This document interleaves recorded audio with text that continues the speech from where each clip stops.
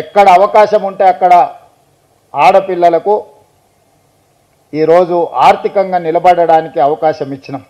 అదే కాదు, దేశంలోనే మొట్టమొదటిసారి మహిళా యూనివర్సిటీకి వీరనారి చాకలి ఐలమ్మ స్ఫూర్తిని పోరాట స్ఫూర్తితో ఈరోజు మహిళా యూనివర్సిటీకి వీరనారి చాకలి ఐలమ్మ పేరు ఈరోజు మనం పెట్టుకోవడం జరిగింది.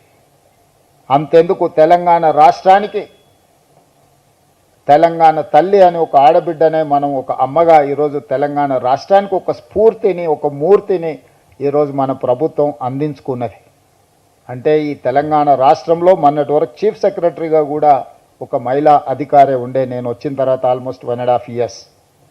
సో ఈరోజు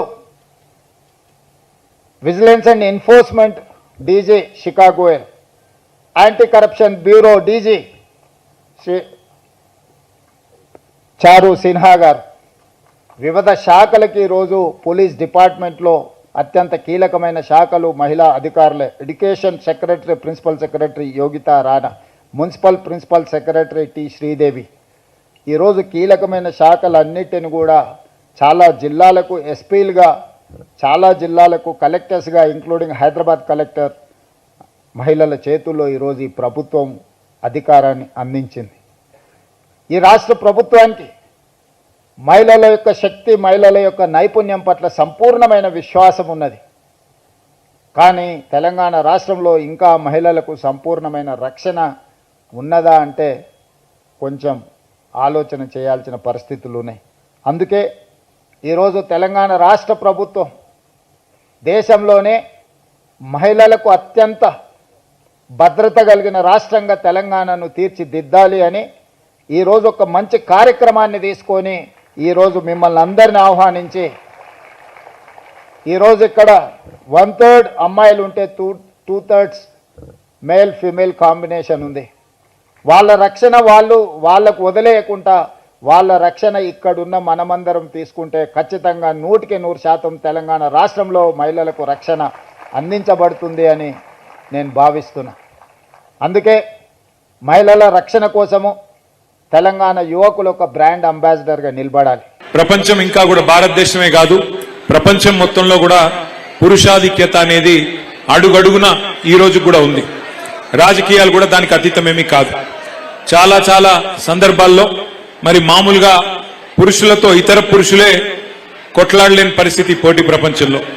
అందులో మహిళలు తట్టుకొని నిలదొక్కుని మరి వారి వారి రంగాల్లో రాణించాలి అంటే వారు ఇంకా ఎక్కువ ఎఫర్ట్ పెట్టాల్సిన అవసరం, ఇంకా ఎఫర్ట్ పెట్టాల్సిన పరిస్థితి కూడా ఉంటుంది. ఇది వాస్తవం. ఎవరు అవునన్నా కాదన్నా ఒక పురుషుడు విజయం సాధిస్తే, ఒక 100% ఎఫర్ట్ పెడితే, మరి ఒక మహిళ అదే రంగంలో రాణించాలి అంటే బహుశా 200% వారు ఎఫర్ట్ పెట్టక తప్పని పరిస్థితి, ప్రయత్నం చేయక తప్పని పరిస్థితి ఈరోజు సమాజంలో ఉంది. కానీ కేసీఆర్ గారి నాయకత్వంలో కొన్ని ప్రయత్నాలు చేసుకున్నాం. దాన్ని తగ్గించే ప్రయత్నం కొంత చేశాం. మహిళలకి ప్రత్యేకంగా 3 పారిశ్రామిక పార్కులు ఏర్పాటు చేసుకున్నాం. కొంతమందిని పారిశ్రామికవేత్తలుగా తయారు చేయాలనే ప్రయత్నం చేశాం. దాంతోపాటు అక్క చెప్పినట్టు వి హబ్ అనే ఒక ప్రయత్నం కూడా చేస్తున్నాం.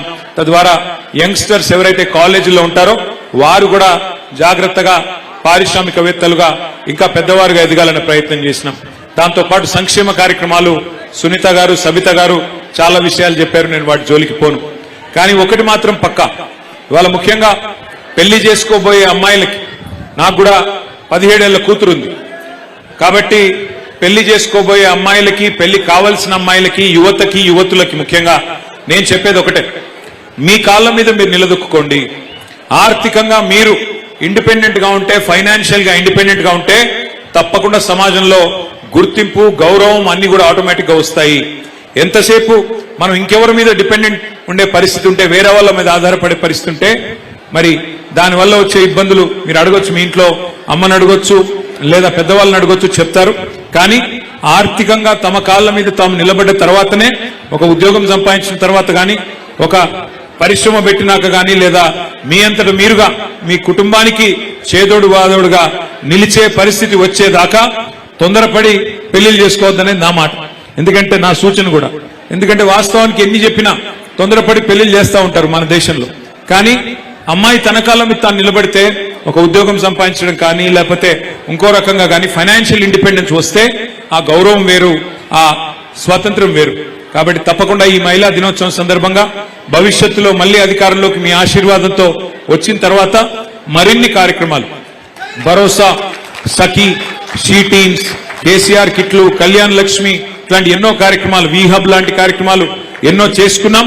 దీనికి రెట్టింపు తప్పకుండా భవిష్యత్తులో కూడా చేసుకుందాం.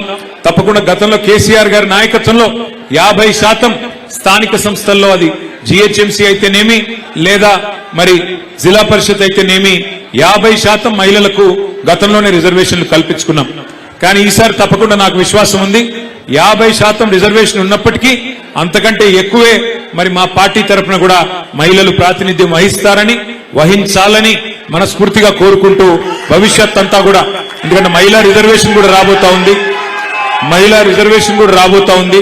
కాబట్టి చట్టసభల్లో కూడా మరి సుశిక్షితులైన, తర్ఫీదు పొందిన, బాగా మరి సమాజం పట్ల, సామాజిక స్థితిగతుల పట్ల, మహిళల సమస్యల పట్ల అవగాహన ఉన్న, మరింత మంది చదువుకున్న విద్యార్థికులైన, సమాజం పట్ల అవగాహన ఉన్న మహిళలు రాజకీయాల్లో కూడా తప్పకుండా రావాలని కోరుకుంటూ, మరి ఈరోజు మళ్ళొకసారి అవార్డు పొందిన ప్రతి ఒక్కరికి హృదయపూర్వకంగా అభినందనలు తెలియజేసుకుంటూ